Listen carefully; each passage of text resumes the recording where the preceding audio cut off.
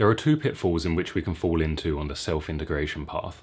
One of them is that we go too far into the transcendent. You've probably been told in a meditative practice or a spiritual practice, we need to gain a distance, we need to transcend, move beyond, go into consciousness and just become aware of our thoughts. And maybe you've experienced that spaciousness and freedom that comes with that. But over time you might realize you haven't just built spaciousness, but you've actually built so much spaciousness that you've vacated your life.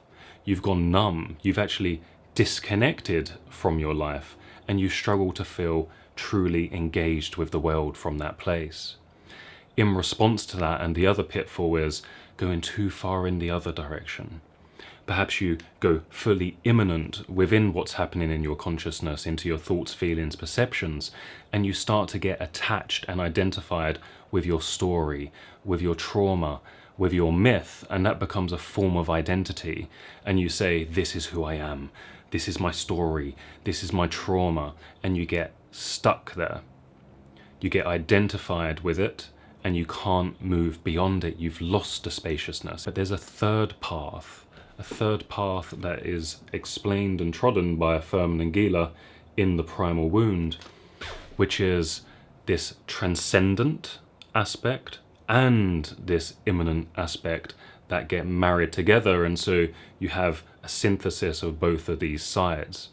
So you are distinct from the contents of your consciousness. That means you are different to your thoughts, feelings, perceptions, intuitions, but yet you can also engage with it. And you can engage with it because you are transcendent, because you have the spaciousness and the freedom to engage with it, to not get stuck in it, to not get caught in it. And so that is what we are going to explain. I have 4 lovely drawings for those of you that watch my videos regularly and like those drawings, but I did take them from this book. These are not my own drawings this time. So let's first begin with my lovely diagram here. As you can see, there are thoughts, feelings, perceptions, and you have this field of awareness. This awareness is this essential open spaciousness, similar to how you can watch clouds passing through the sky. So imagine these contents, thoughts, feelings, perceptions as things that pass through your consciousness. Right now you're having thoughts. Right now you're having feelings. Right now there'll be tingling and sensations and flow or tightness and pain within the body. You are having these sensations. So just as I'm talking, just begin to become aware of that. And so we have this field of awareness that is aware of these different aspects of ourselves. But it is distinct from them too. And it's distinct because if the thought came in your mind, the thought passed. If the sensation came through your body, the sensation passed. And the feeling too, right? It passed. But here is the issue. We begin to identify with the contents of our consciousness. A thought comes in and we believe it. A sensation comes in and we act from it. A feeling comes in and we think, this is who I am. I am this anger. I am this sadness. I am this grief. Instead of hooking onto and latching onto and engaging with this, what we can do is we can allow it to pass through our awareness if we want to. If it's not something that we necessarily have to engage with directly in that moment, you can imagine it just coming through. Because one of the issues I see is sometimes people, let's say we're doing shadow work here, we can overly identify with the process of having to work through our psychology, and we lose this capacity to simply observe and let go. The other issue would be something keeps coming up into our awareness. Let's say there's a wound or a traumatic thing from the past that carries on coming up and carries on taking us over. The other issue would be to remain too transcendent, which is to not engage with it and begin to work with it and heal with it. So again, you can see the kind of dual dynamic and pitfall that we have here. But in this case, with the pitfall of this shadow work element, It's kind of like a pond, a small little pond. If you keep playing with it, if you keep disturbing it, it pulls the sediment up from the bottom of the pond, it clouds the water and you can't see through. But if you just leave it, if you stop hooking onto these different parts that come into your consciousness, then the pond water begins to settle. So let's do the exercise in order to make this a lived, grounded experience, because this is something you actually have to practice to build into. It's not something that you can just conceptually take in. It's actually a muscle almost that you have to develop. And in order to develop the muscle, you have to go into the gym.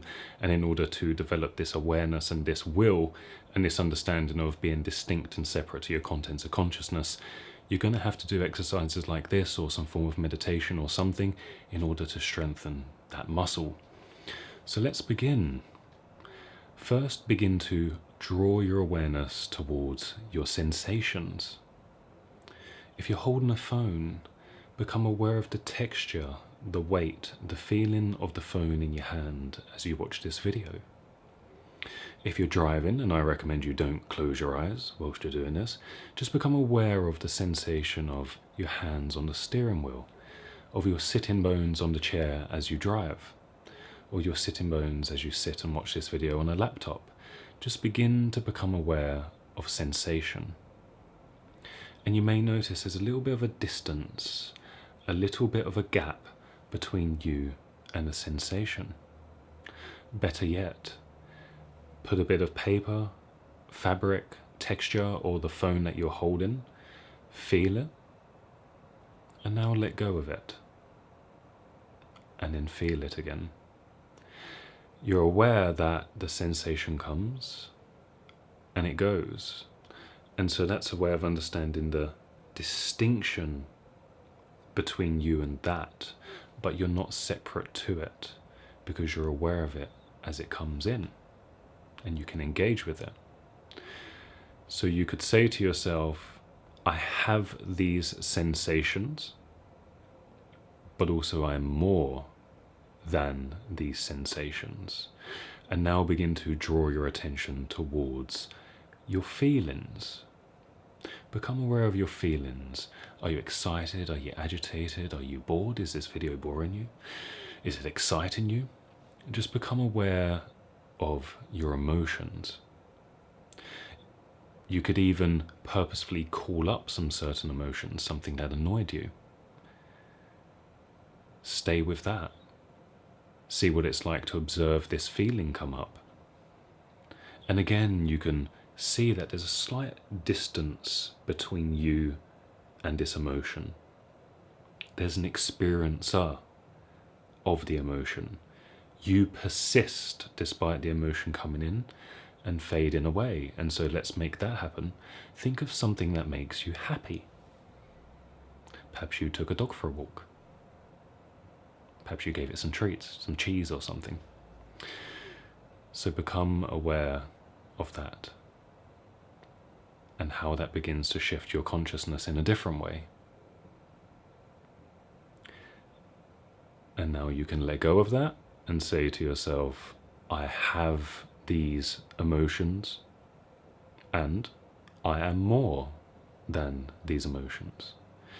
And now begin to draw your attention towards your thoughts and see if you can be aware, like spaciousness, like the sky, and allow your thoughts to be like clouds.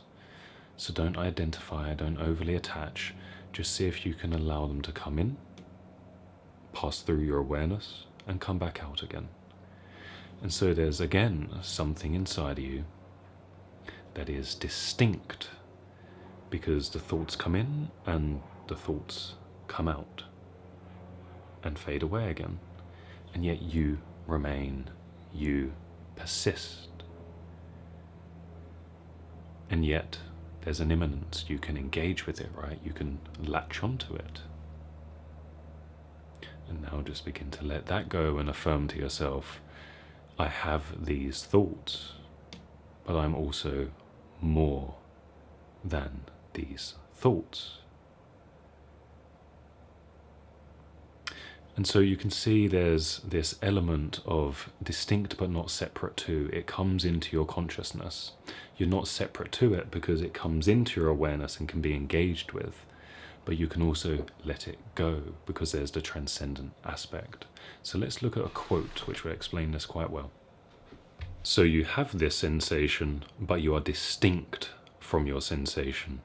The same holds true for all your other sensations. Whether you see or not, hear or not, taste or not, smell or not, you are still you. It is I who does or does not experience these things. Continued.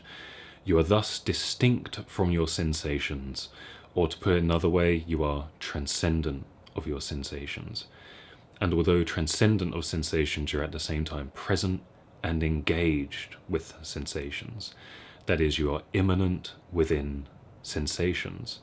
Since you are both transcendent of sensations yet immanent within sensations, it can be said that you are transcendent, immanent within the world of sensations, also within the world of feeling, within the world of thought.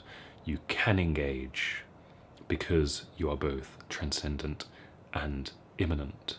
If you are only immanent, you would only be attached to and identified with this content of consciousness. It would wholly be you and take you over, yet you persist throughout, no matter what comes in and what goes, no matter the highs, the lows of experience, no matter if you're in nirvanic ecstasy or the pits of literal hell, stuck in despair, disconnection and dissociation, there is an I that persists.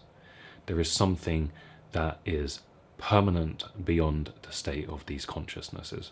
Another way of understanding these dynamics as well is through either the thinking or the feeling function. And so here we have in the middle again, we have the field of awareness. We have the I, this perceptive field, which in this case, the sense of I, this dot, is identified with thinking. And so we're identified with our thoughts. Whatever thoughts come in, this is who I am. These are my thoughts. This is the way I see the world. I'm identified with my mindsets. These are my beliefs. This is my political party. I'm left or I'm right. And I'm identified with that, and that is who I am. And so we're identified with feeling or thinking in this case. But we could also be identified with feeling.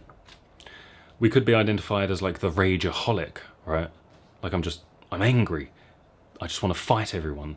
Everything is a problem. And I just rage. And so I'm fully immanent, fully identified with my emotions. And whenever we're predominantly identified with either one of these things, very importantly, we are dissociated from the other. And so there is also a pitfall of this tension between dissociation and disidentification. Dissociation is when we essentially lose access to other parts of ourselves within our psyche because we're over-identified with a part of ourselves. So the rageaholic is not only dissociated from his own thinking because he's lost objectivity and this emotion is completely clouding his perception. Not just that. He's also dissociated, ironically, from his feelings, his emotions, because he's so wholly identified with a singular one. Perhaps underneath the rage is actually sadness, is actually grief, is a different emotion altogether. But because he's identified with the rage, he's also lost the capacity to his own emotional spectrum. And so ideally we want to begin to synthesize and balance the capacity for both thinking and feeling. So perhaps there's times in your life where perhaps you've thought way too much, you've been overly objective, but you've lost your own access to your own intuition and feeling world, and you feel numb, you feel dissociated and disconnected from your life. You don't feel alive, you don't feel like there's that kind of juice running through you. On the other side, you just have the feeling where you lose the objectivity, you lose the capacity to actually reflect on, to think, to have perceptive ideas around your experience, to put things in their place. And so the idea is to become more of a whole person, to synthesize the two, which would look more like this. So you have more access to a thinking and a feeling, because the other pitfall is that we simply begin to think about our experience. And that's really what I wanted to warn about here, is when we begin to try and disidentify, what happens is we might actually just move into a thinking function. So we're like, okay, I'm observing this thought. That must mean this. I'm observing this emotion. That must mean this. And so you go into analysis, you go into trying to understand, but the I is a field of pure consciousness. And so to pull out another quote, which aligns with this context, so human I amness, i.e. you, has a field of awareness through which different contents may pass. Sensations, feelings, thoughts, images, impulses, or intuitions all come and go in this field at varying distances from I. And by distances, it simply means when something's more charged, it's closer, it's harder to disidentify from. And when it's a little bit more at a distance, there's a bit more of that observational capacity there. And to go with another quote, which is what I was just discussing, we thus have the potential to disidentify from any and all possible contents of experience, and to realize that the particular experience is not all that we are. In such a disidentification, we realize we are distinct from and thus in relationship to any particular content of experience. And so again, it's not where I said we are just transcendent. We have the capacity to engage, to relate to these contents of our consciousness. So if you think about you're doing subpersonality work or inner child work, there is this capacity to disidentify, or in internal family systems perspective, to unblend, to differentiate, to understand this object in our consciousness like a wounded inner child or an exile, and begin to build a relationship to it. Sometimes there's just things that pop up that you just observe and let them go. But if something keeps popping up, and that's the rule I kind of go by, if something keeps coming up, it seeks engagement, it seeks relationship. And so you have this immanent aspect, which is to come into relationship with this part of you, this complex and trauma that is alive, that you can choose to engage with empathy. And so to pull out another quote, disidentification marks the liberation from this unconsciousness, a breaking of the trance. I've mentioned survival trance a few times in the videos. A waking up of the I. So disidentification works not to reduce and dissociate awareness, but to increase and expand awareness. And one final quote. The point is that with disidentification often comes not only increased awareness, but increased potential to act on that awareness. And so again, if we're caught predominantly in thinking, we lose the capacity for feeling. If we're caught predominantly in the feeling, we may lose the capacity for thinking. And so through disidentifying, through stepping back with both of these, then you gain more access to yourself, and therefore you gain more capacity for discernment because you have disidentification. And so that's the crucial part. You begin to relate to more of yourself. And what's the issue with not, you wonder? Well, again, if you're the rageaholic, right, all you do is see and perceive the world through rage. I had a video previously where I said, if you're unaware of your autonomic nervous system, then state becomes story. So if you're unaware of your fight, flight, freeze responses, then it colors your perception, it colors the way in which you relate to others and the world. So through disidentification, you can see how this is coloring your perception, how your emotions are flooding you and taking you over. But through disidentifying, becoming aware of all of the contents of your consciousness, you stop getting caught in these different elements that come into your awareness, your thoughts, feelings, perceptions, sensations. You stop getting caught in these things, and you can observe them for what they are, and you don't derive your identity from them anymore. And so you can really see here, if you can understand this model, if you can really internalize it, and if you can even make that short exercise almost like a daily practice, you begin to strengthen this I consciousness, your ability to step back and disidentify from the contents of consciousness. But not only that, you also gain more capacity to engage with it. And that is the real paradox here. Because you may think, oh, if I disidentify, then I lose the capacity to engage with this feeling, this rage. It's really important and I should express it. But remember, if you are identified with this part of you, you may be dissociating from other parts of you. So the rageaholic might be dissociating from his sadness, from his grief. And that is how you gain more access to yourself and begin to live a more fully engaged life and to live as a full human being.